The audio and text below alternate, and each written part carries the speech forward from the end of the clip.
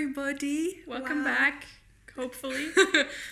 As you can see, we're very HD and we're very, very bright. This is probably going to be a one-time thing until we come back and do more videos. Yeah, for those who don't know, I'm leaving the country, she's leaving the country, so... So, Iris, what film are we doing today? We're actually going to talk about a director called Tomm Moore, who directed 2 films and a bit of another film. I don't know how else to explain That's it. giving him a great reputation. Tomm Moore's more recent filmography includes The Secret of Kells and The Song of the Sea, which were his 2 Oscar nominations. They came out in... double checks. Song of the Sea 2014 and The Secret of Kells came out in 2009. His other bit was co-director on the more recent film The Prophet. So what did you think of Secret of Kells? I loved it. I absolutely loved it because just the style of animation fits so well with the story, and it's just visually completely stunning, and the story is very interesting, and I love mythology, and I love the incorporation of like these old Celtic myths into a real historic story, which is the case in Secret of Kells. I absolutely loved it as well. Secret of Kells was really like, ooh, wow, this looks interesting. It's not kind of saying, oh, 2D animation, okay, then we have no money, we'll just do 2D. It's saying, yes, 2D animation. It's so beautiful. And there's no other movie that has come out in 2D that has taken this kind of stylistic approach to it. And they're trying to tell the stories from their own history in Ireland and incorporating Irish myths and talking about Irish people. So it's very much a national film of Ireland, which is just wonderful. Well, I'm also going with most of the cast is also Irish. So It's not only the stories, but also the voices that you hear telling the story are Irish. But I mean, I guess because Secret of Kells was kind of like the first feature venture for the company, you kind of had no other choice but to turn to your own stars, which is great because it didn't change for Song of the Sea. And I mean, not that it would so quickly, you know. I mean, it's a second movie. Okay, we're going to drop him. We're going to hire Russell Crowe. Okay, this is back to weird comparisons again. So, Secret of Kells is super foresty, and there's so much green. Yeah. And you're really like... you feel like you're in the Irish countryside. Mm-hmm. And then with Song of the Sea, everything is water. And you're suddenly on this island.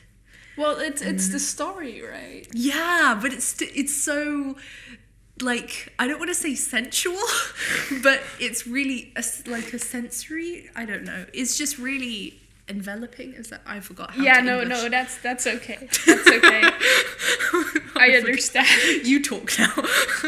We have 2 main characters, Brandon and Ashley. Brandon is the like little monk basically who lives at he's a kid, he's the child monk, he's growing up in a monastery, so he works as an apprentice to the person who's actually working on the Book of Kells, and he is mostly in charge of getting the ingredients to make the pigment to like write with or paint with, because there's a lot of like art within the book. For that, he needs to go out into the forest, and that's where he meets Ashlyn. And Ashlyn is basically the spirit of the forest, and they become close friends, and they help one another and confide in one another.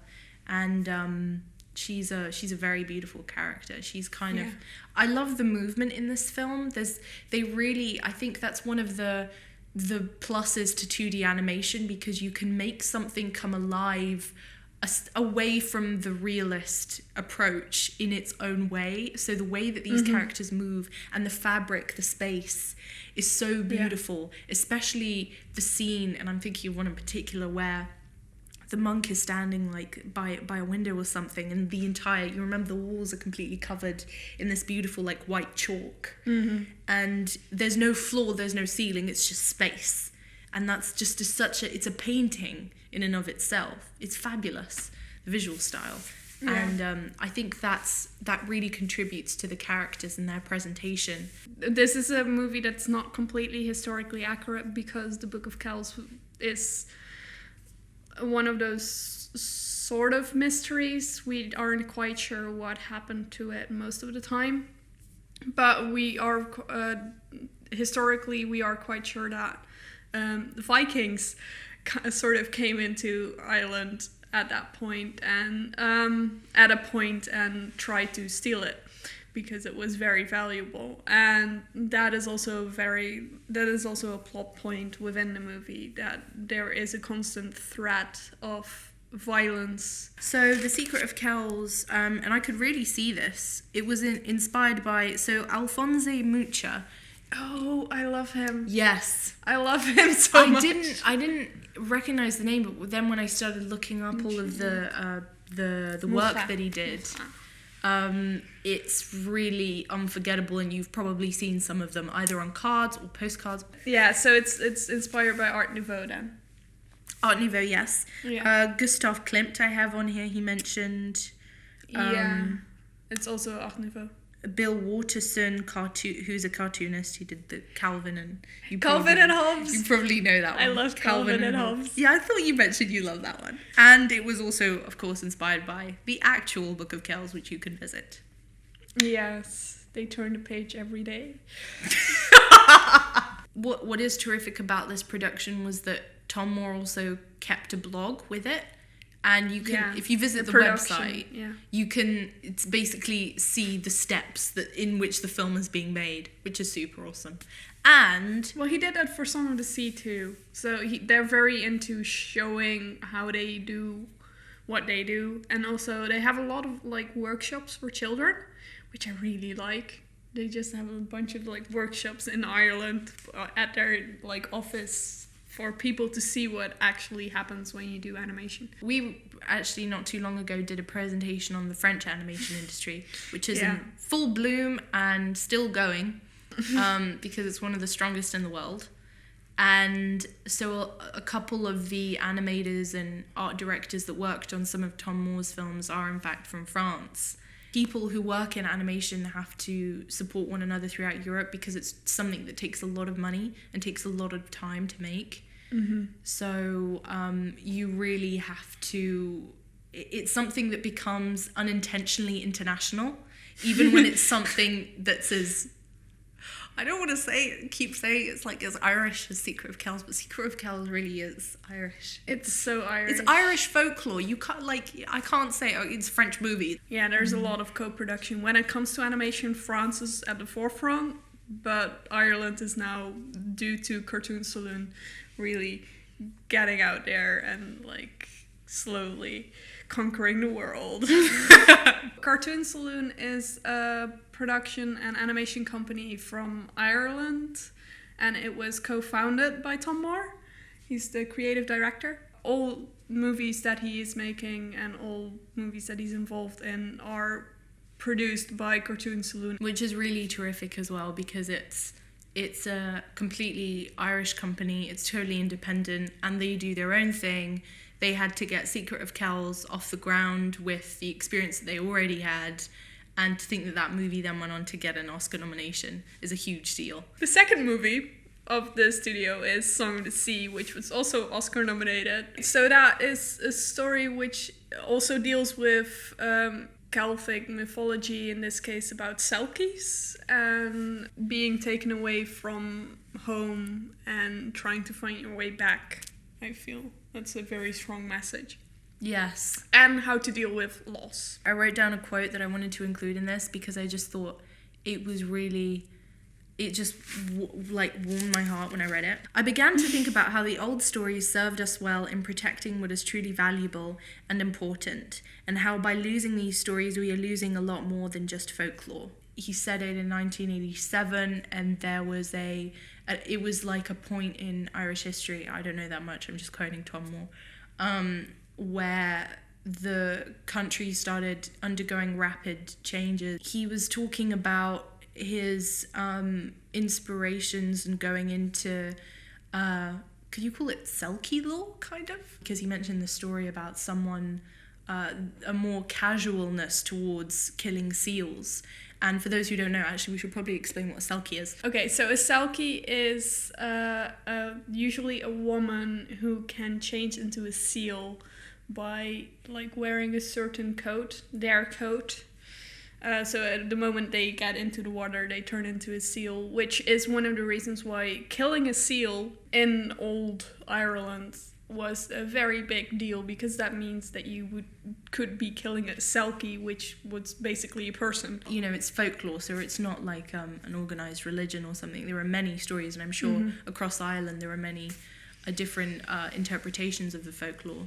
One of the most fun parts of Song of the Sea is that one of the characters from Secret of Kells is visible in the movie. I don't think we should put a still in. I think people should actually search for this. Okay, work hard, watch the movie if you want to see it. So in Song of the Sea, we deal with two child characters who are also very much influencing the adult characters in that movie. So you have Ben and Saoirse, who are brother and sister, and you have their father, who is dealing with the loss of his wife, and their grandmother, who tries to take care of the children to a certain extent by taking them away from the place where they lost their mom. What I think is important to mention is that despite the fact that they're child characters, there's very much an unease in the adult characters, or something that the children help the adults kind of overcome. There's like this conflict between what the grandmother represents, which is urban Dublin, which is just, you know, it's not saying one is good, one is bad, it's just a different way of living, but you can tell by the colour scheme it's kind of completely different life. There's less blue and there's more browns and greens, and the tones are very contrasting with the blues and bright colours of the sea and the countryside. And the world that she represents is like urban Dublin, away from folklore and community to a certain extent. The world that the Selkie and Brendan's father belongs to are very much small coastal towns. Yeah, well, they live in a lighthouse, so it's sort of, they're very much part of the sea. And I think it's very important to also say that Ben, it starts the movie being afraid of the water, as in he constantly wears like a life vest and doesn't go into the water at all. And ends the movie being far more comfortable with the environment he grew up in.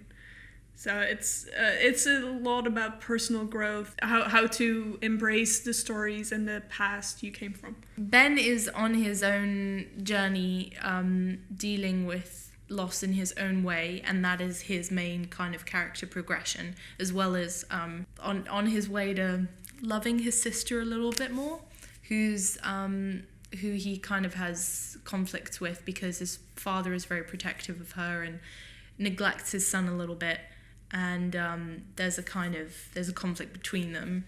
And then you've got the other character who I absolutely adore. She's one of my favorite characters in the history of animation altogether. She's a witch owl, and she lives in this kind of secluded little house with her other owls. She's basically she's the antagonist, but she is the most perfect antagonist you can get. When it comes to creating more than two-dimensional characters with backstory and with reasoning, and so that you can understand them, this is perfect. Because she has her own reasons for being the antagonist. The thing with most antagonists is, which makes a good antagonist, is they fully believe that what they're doing is the right thing. And she absolutely believes that what she's doing is the right thing. And when she explains it, we as viewers understand why she thinks that is the right thing to do. Mm-hmm. Which I feel a lot of other movies don't really do all that well. Maybe not in animation, no. There's very much a canon of the baddie and the goodie kind of it's basically just a showdown between them, and the hero kind of gets the progressive story, but in this movie she has her own change that comes about in her character that influences everyone for the good, including herself. So within the movie, a character that sings is very important. So in Secret of Kells, you have Ashley, who sings a song and in that way helps Brandon. And in Song of the Sea, the song that Saoirse sings is incredibly important, and in the end is the resolution of the whole plot, and the resolution of the movie is because of her singing. The singing, and especially the singing of Irish songs, so actually in Irish, is very important within the movie. But most of the soundtrack is just instrumentals. It's another way in which the movie explores its own cultural heritage. They really, like Iris said, because the music was so pivotal to the characters, and it was so beautifully composed and performed, it just carried the movie the entire way through. I'm thinking mainly of Song of the Sea because when you're in a movie theatre and you're watching that movie, there's just no word to describe it. Listening to that music with the beautiful visuals, I just remember thinking to myself, my God, this is one of the best movies I've seen in my entire life. Alright, anything else we want to add? Go watch the movies as usual. Alright, so thank you for watching. Please watch the movies because they're awesome. Once again, if you have any ideas of what we should do, please let us know. Comments below. And especially for this vlog, a special thanks to Neil, who's sitting over there, who set everything up for us and made us look HD. See ya. Bye-bye. Bye.